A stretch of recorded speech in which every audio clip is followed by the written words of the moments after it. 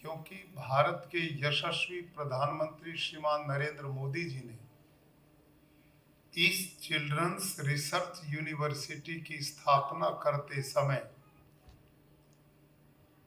बहुत गंभीरता के साथ इस पर चिंतन किया होगा कि हम अपने देश में भावी राष्ट्र की उन्नति के लिए, परिवारों के कल्याण के लिए, एक अच्छे समाज के लिए कैसे बच्चे चाहते हैं।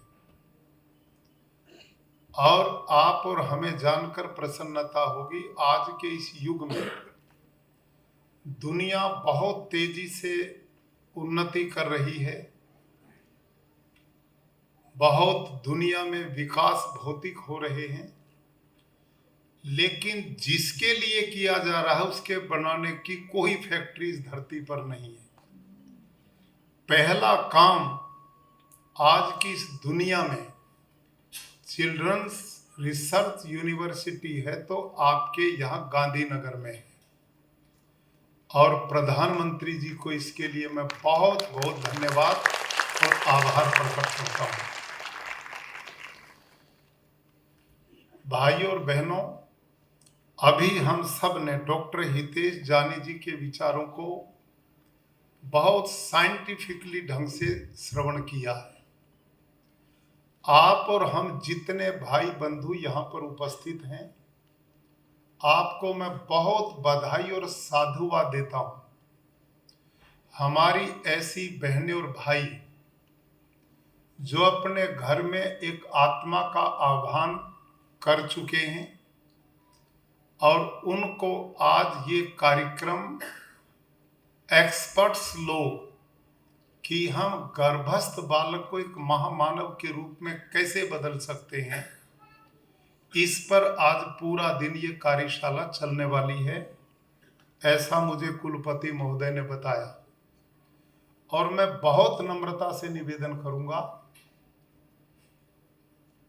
आपको चाहे कितना भी आज जरूरी कार्य हो, इससे जरूरी कार्य कुछ भी नहीं है।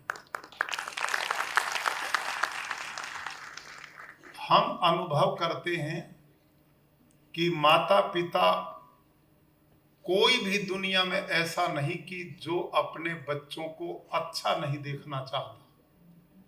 हर माता पिता की इच्छा होती कि मेरे बेटा बेटी मेरे से भी अच्छे बने।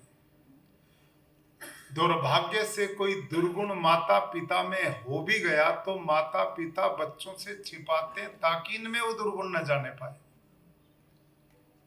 और आजकल माता पिता की सारी ताकत लगी हुई है, बच्चे को डॉक्टर बनाना है, इंजीनियर बनाना है, पायलट बनाना है या बिजनेसमैन बनाना, कुछ भी बनाना है, बनाना चाहिए, इसका विरोध नहीं है।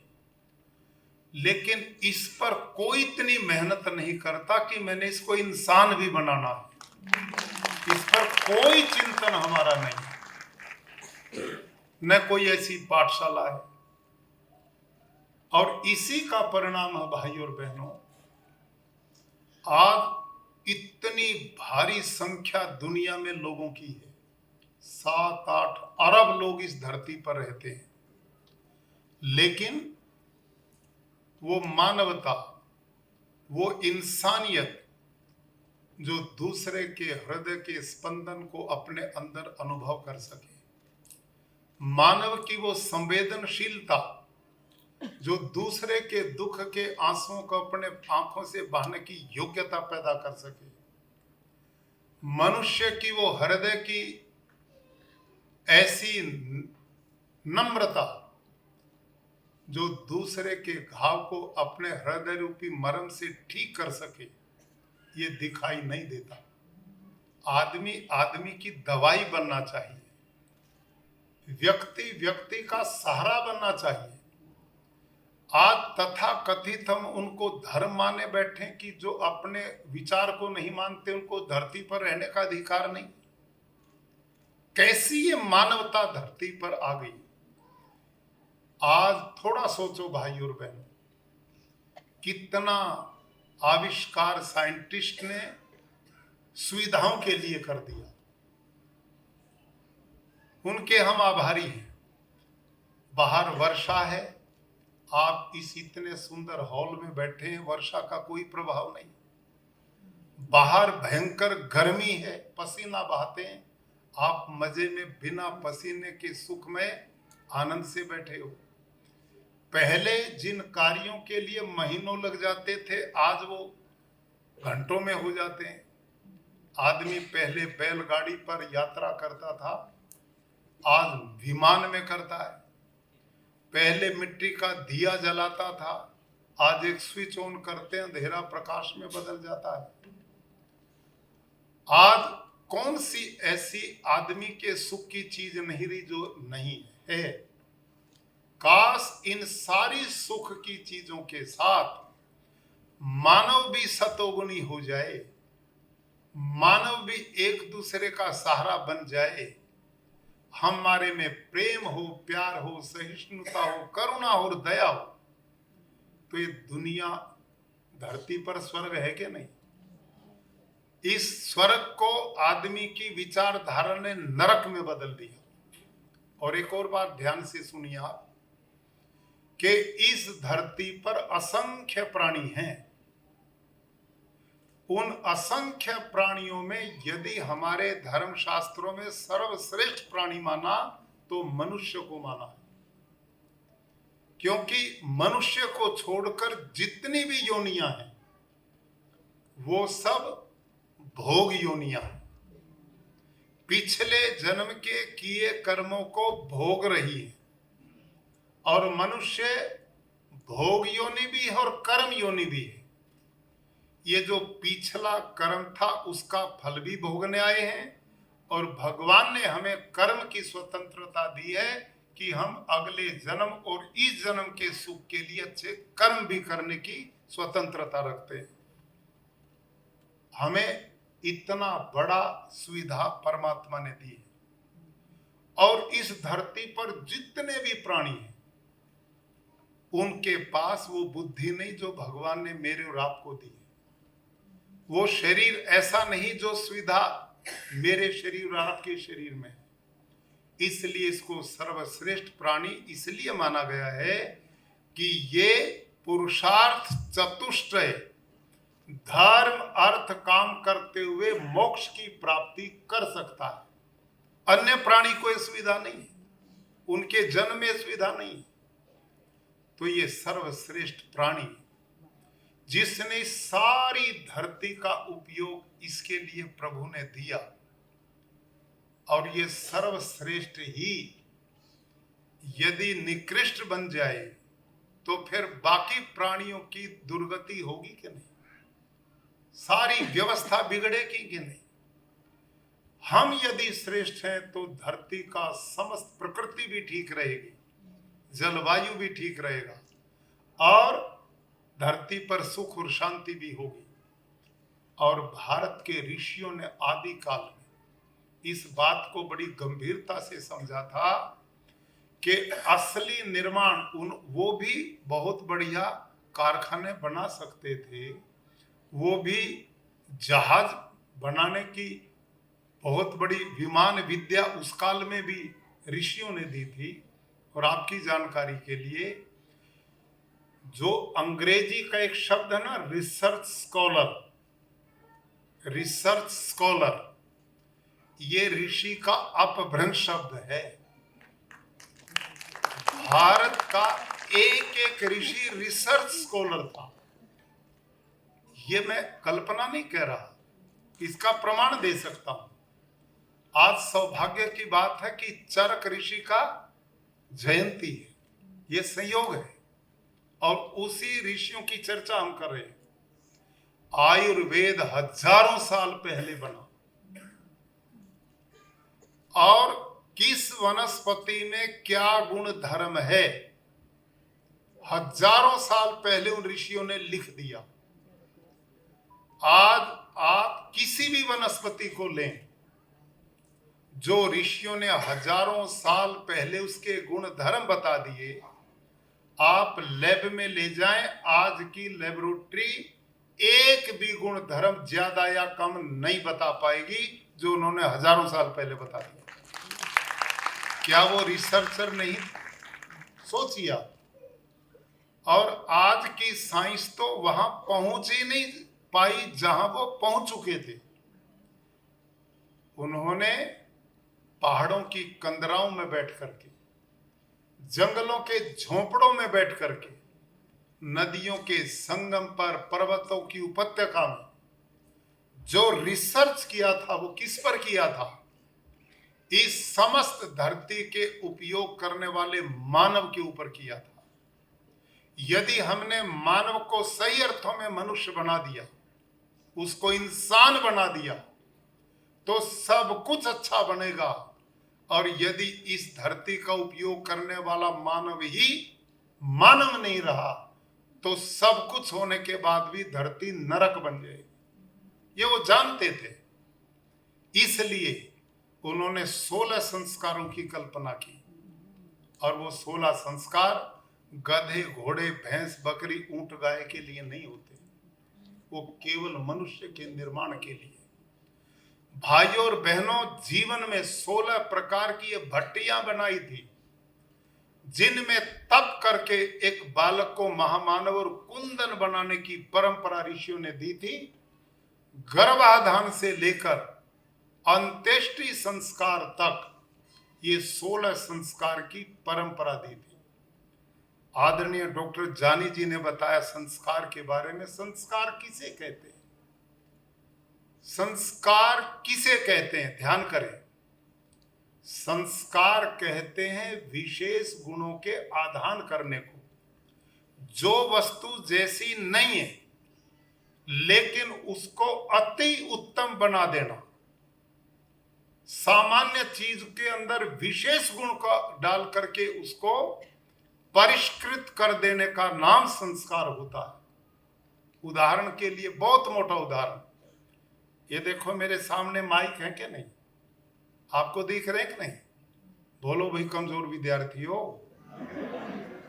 मैं सारी जिंदगी बच्चे पढ़ाता रहा हूं, अब मेरी क्लास चल रही है तो इसमें हाँ ना बोलिए, चुपचाप नहीं बैठना, मैं समझूंगा कमजोर विद्यार्थी। ये माइक दिख रहे हैं आपको? हाँ, ऐसे बोलो। अब देखो ध्यान से, ये जो माइक है ना, देखो ये इतना हिस्सा है इसका, इसमें कितना वजन होगा? इसमें 50 ग्राम से ज्यादा वजन नहीं है इसमें। और ये बना किस चीज से? इसमें थोड़ा प्लास्टिक लगा है, थोड़ा लोहा लगा है।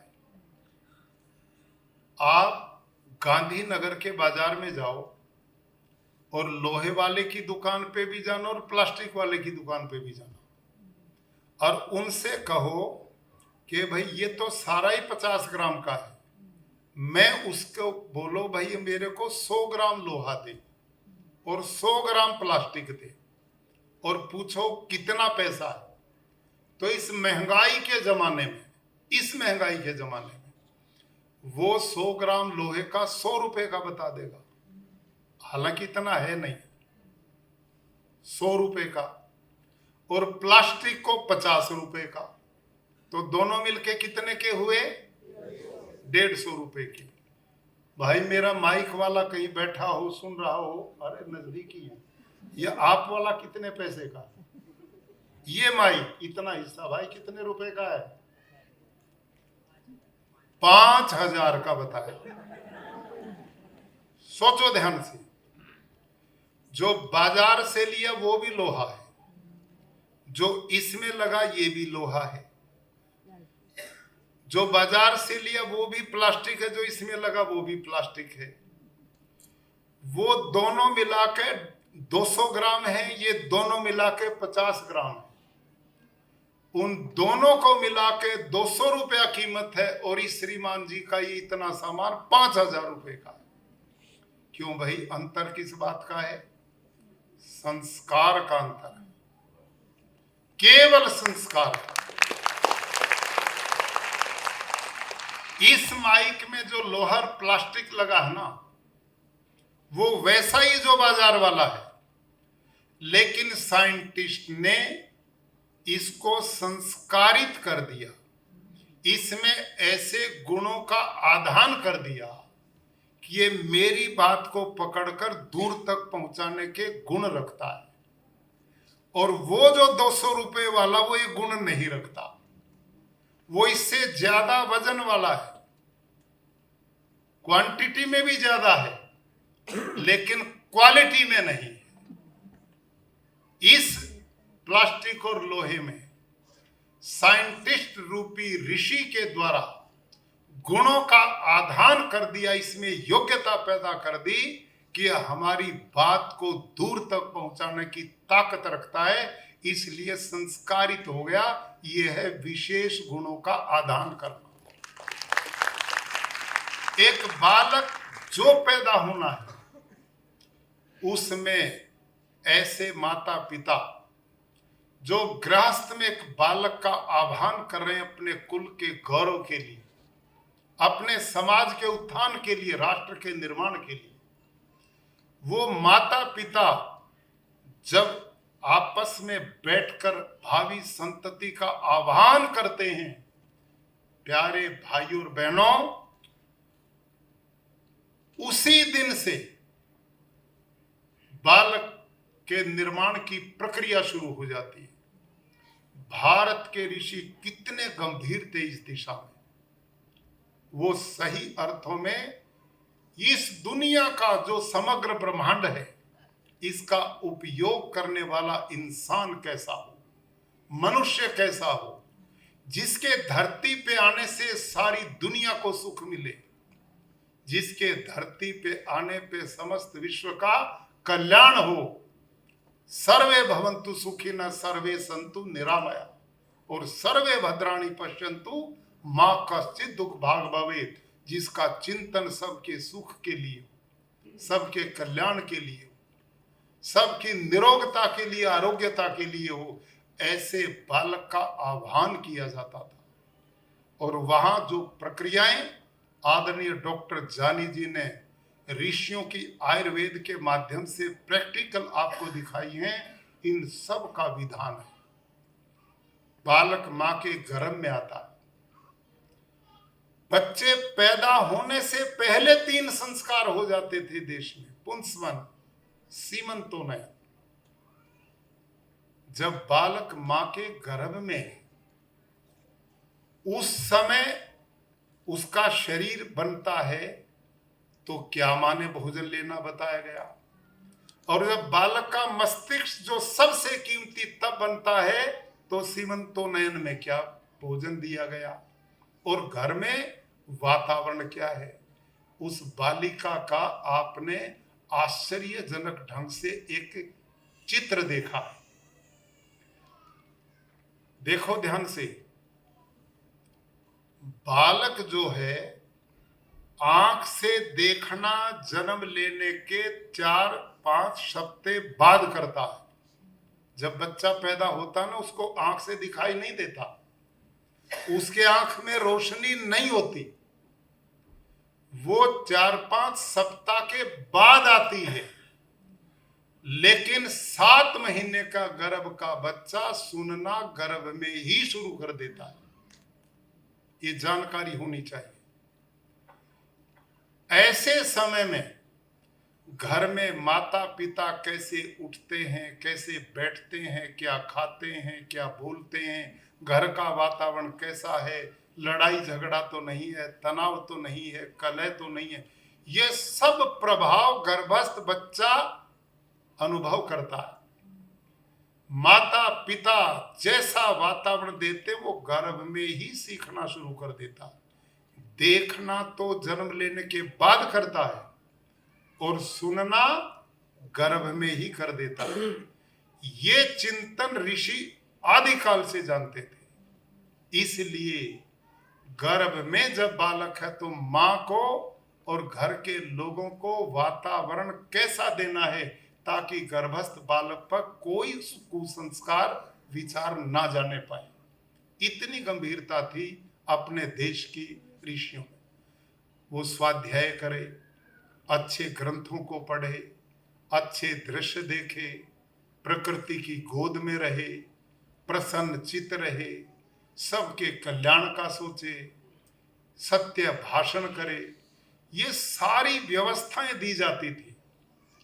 और कमाल की बात ये, कुल 10-12 महीने की ही तो 9-10 महीने की तो तपस्या थी।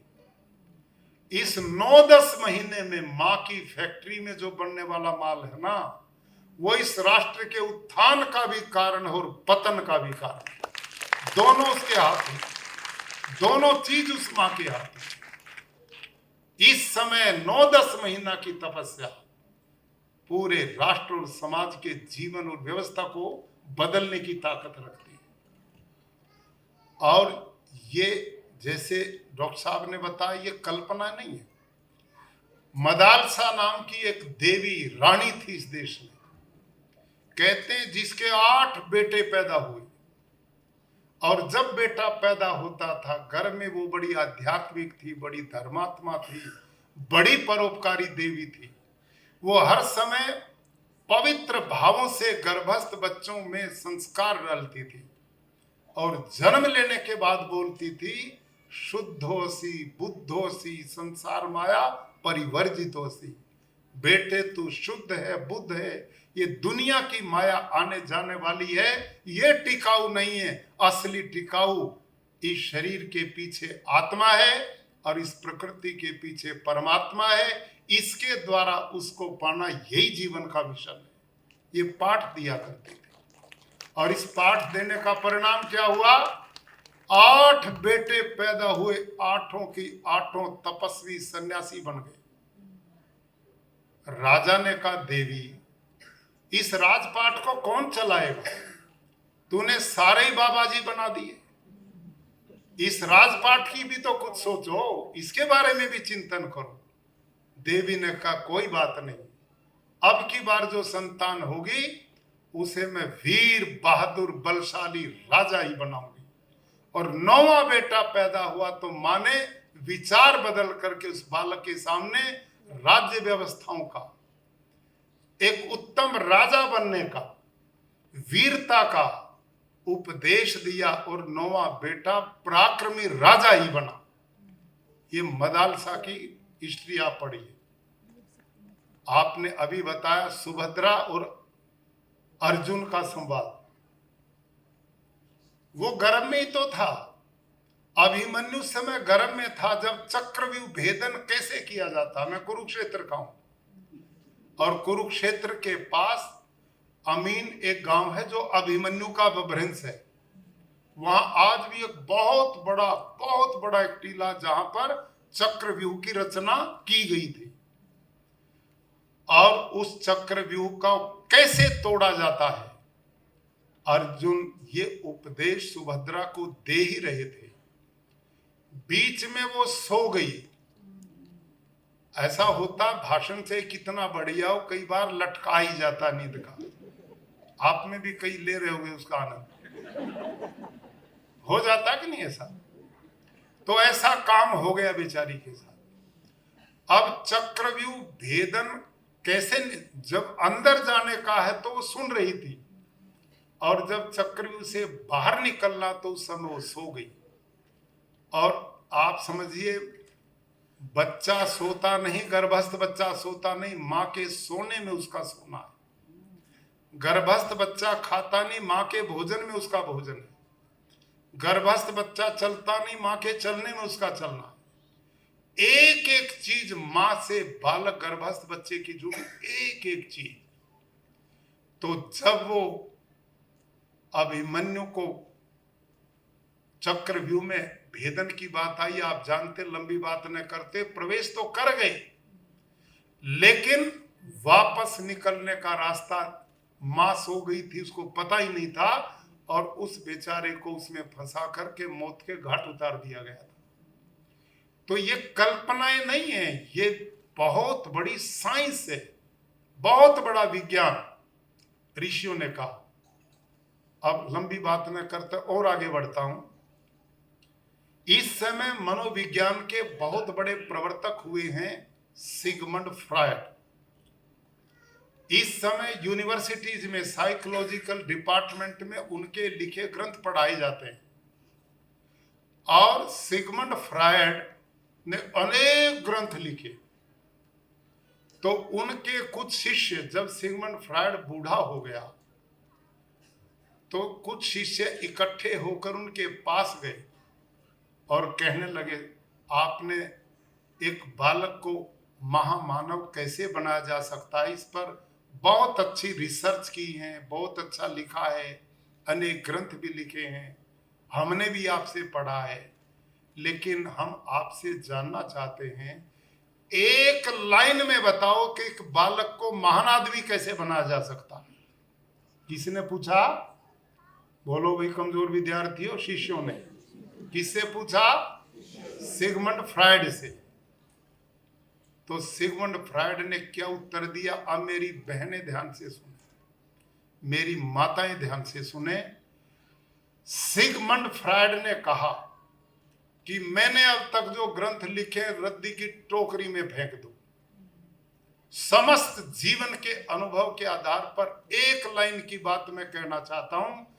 जिस समय एक बालक मां की गोदी में लेटा हुआ मस्ती में पैर का अंगूठा चूस रहा होता है, उस समय जो संस्कार उस बच्चे को दिए जा रहे हैं, वही संस्कार उस बच्चे के भविष्य का निर्माण करने वाले होते हैं। आई समझ में बात? अब इसको समझो ध्यान से। मैंने इस लाइन को पढ़ा, मैंने उनके थोड़े ग्रंथों को भी पढ़ा। मेरी माँ उस समय जीवित थी, आज नहीं। मैंने अपनी माँ से पूछा, माँ क्या बालक कभी मस्ती में पैर का अंगूठा चूसता है? तो मेरी माँ ने मुझे बताया कि हाँ, कई बार जब बच्चा प्रसन्न होता है, खेलता होता है, दूध पीता है, तो पैर के अंगूठे को मुंह में मिल ले जाता है। घटनाएं होती कि नहीं ऐसी?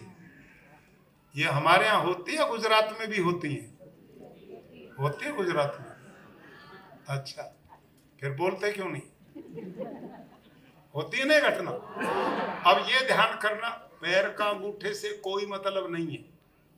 इसमें मतलब है कि जब बच्चा पैर का अंगूठा चूसता है तो उसकी एज क्या है, उसकी उम्र क्या है, ये है मेन बात। और वो बालक होता है 3-4 महीने का बच्चा जब ये घटनाएं होती।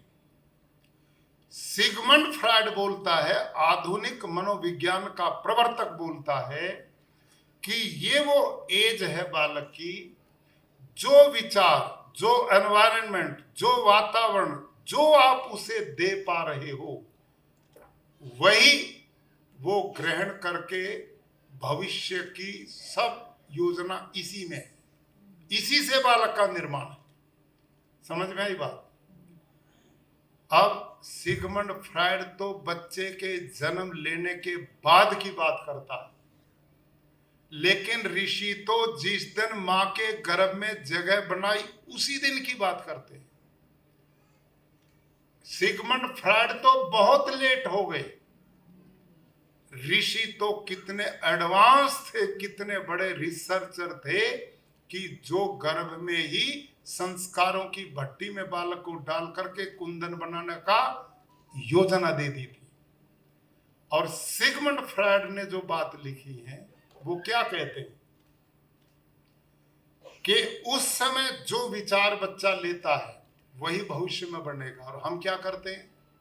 हम दुनिया के माता पिता, हम सब लोग, मेरे राब सहित, हम क्या सोचते हैं कि इतना छोटा बच्चा, इसे क्या पता है, क्या जानता है, कौन सी इसमें अकल है, इसको कुछ नहीं पता।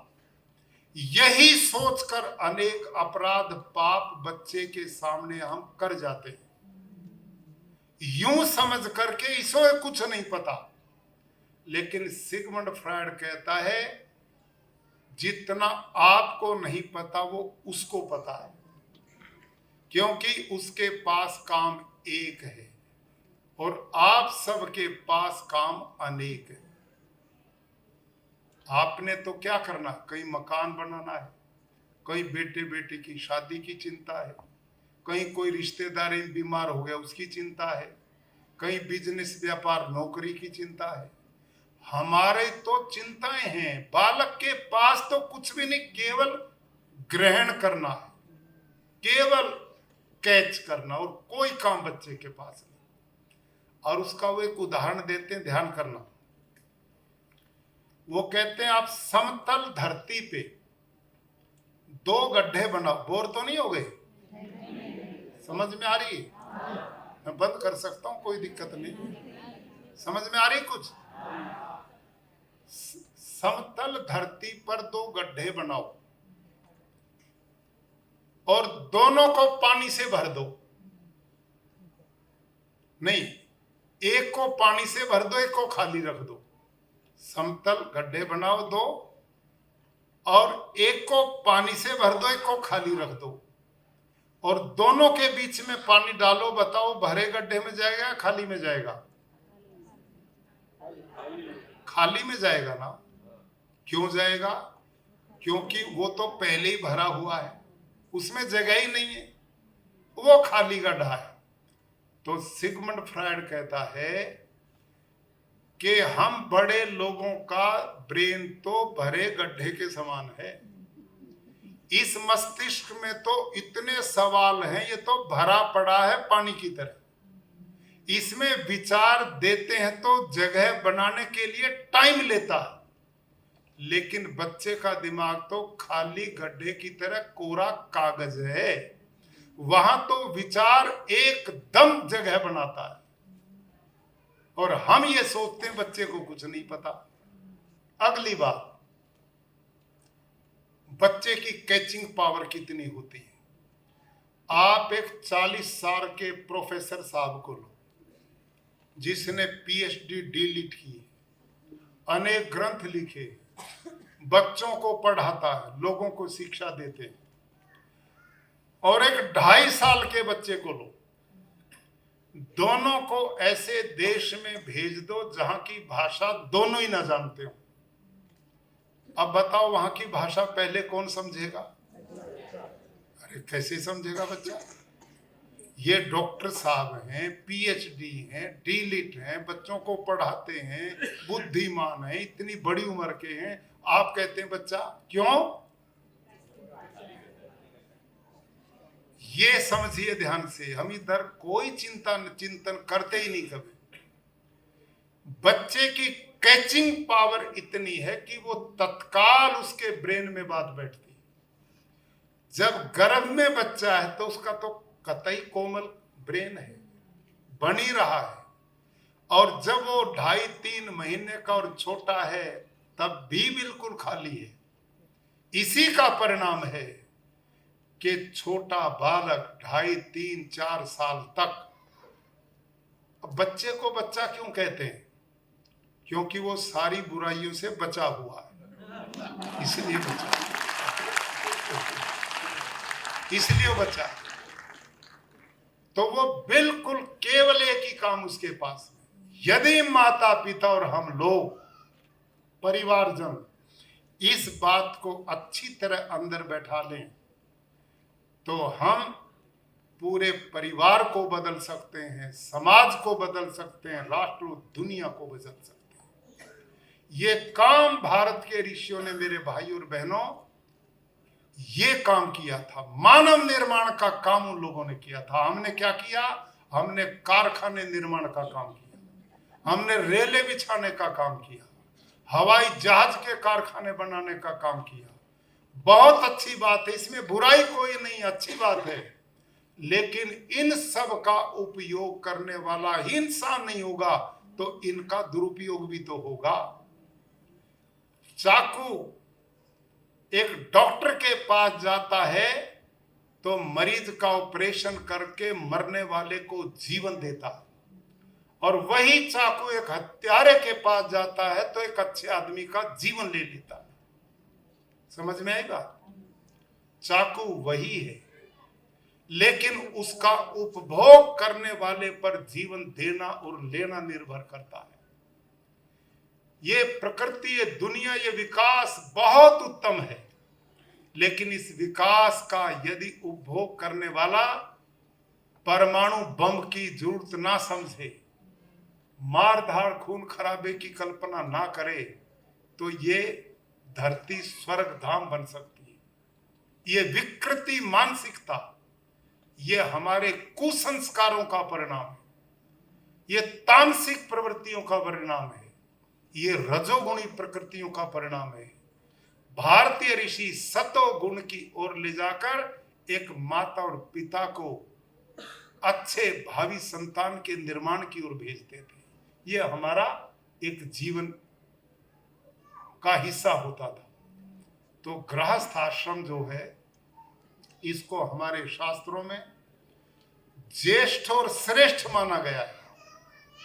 आश्रम 4 है ना, ब्रह्मचर्य आश्रम, गृहस्थ आश्रम, वानप्रस्थ आश्रम, संन्यास आश्रम।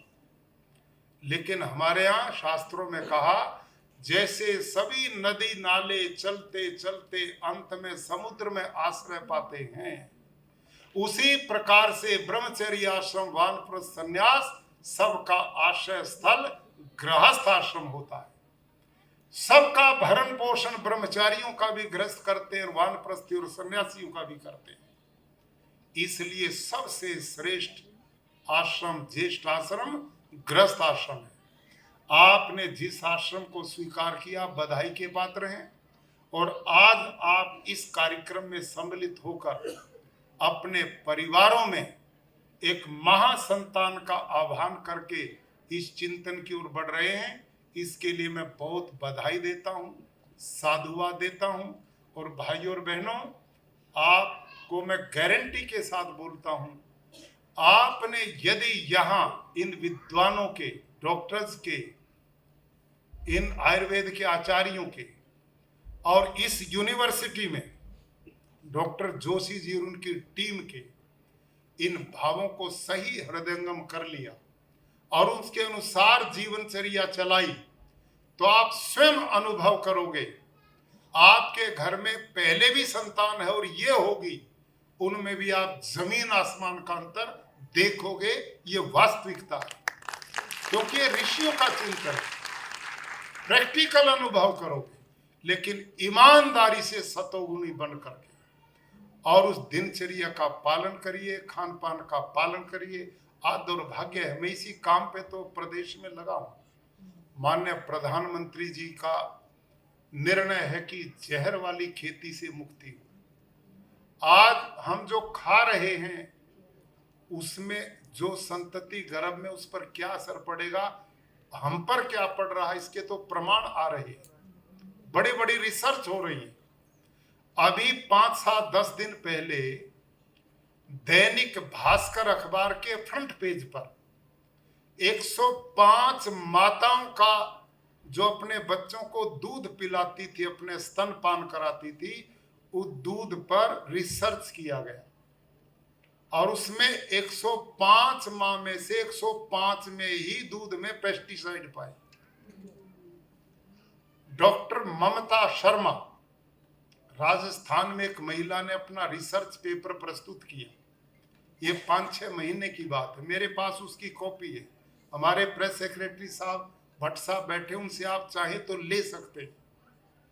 उस महिला ने 30 ऐसी माताओं को, जिन्होंने एक ही महीने में 30 बेबियों को जन्म दिया, उन बेबी के ब्लड सैंपल लिए और उनको रिसर्च के लिए लैब में भेजा।